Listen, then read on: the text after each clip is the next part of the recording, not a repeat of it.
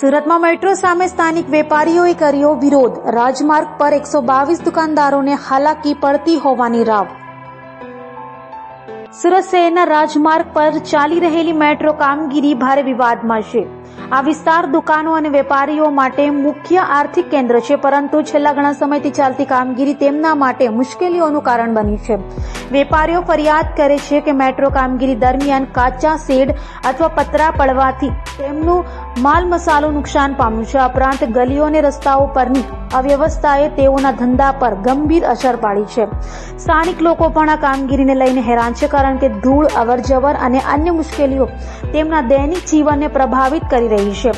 વહીવટીતંત્ર તરફથી હજુ સુધી યોગ્ય નિરાકરણ આવ્યું નથી અને વેપારીઓ મેટ્રો પ્રોજેક્ટને વ્યવસ્થિત અને ઝડપી રીતે પૂર્ણ કરવાની માંગ કરી રહ્યા છે, જેથી તેઓ ફરીથી સામાન્ય સ્થિતિમાં પરત ફરી શકે.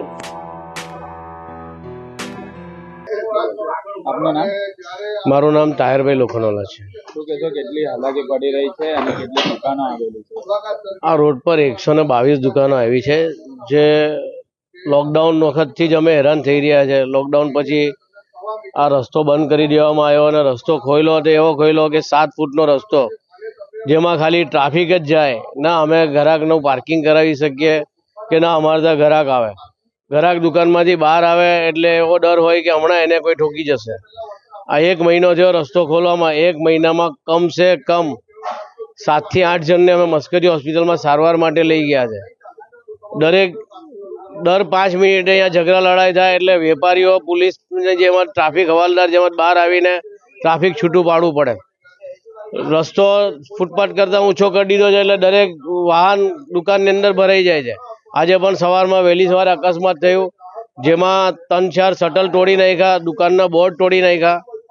અમે વારે રજૂઆત કરીએ છીએ, ગાંધીનગર સુધી રજૂઆત કરી, અમે ધારાસભ્યોને પણ રજૂઆત કરી, મેયર સાહેબને રજૂઆત કરી, કમિશનર સાહેબને રજૂઆત કરી, પણ કોઈ બાજુ પણ અમારી કોઈ સુનાવણી થઈ નથી. જ્યારે એ લોકોને અમારી જરૂર હતી, રસ્તો બંધ કરીને કામ ચાલુ કર્યું છે, ત્યારે અમારા સાથે વારે મિટિંગ કરી, અમારા સાથે વાતચીત કરી અને હવે એવું કહે છે કે અમારે તમારી કોઈ જરૂર નથી, એટલે તમારાથી જે થાય તે કરી લો. આ રસ્તો આપ્યો છે, એમાં તમે તમારું ગુજરાન કરી લો. હવે આ રસ્તો કેટલા સમય માટે એની કોઈ ઉલ્લેખ જ નથી. આ 2 વર્ષ સુધી બંધ રહેશે કે 5 વર્ષ બંધ રહેશે એવી કોઈ સમય મર્યાદા છે જ નથી.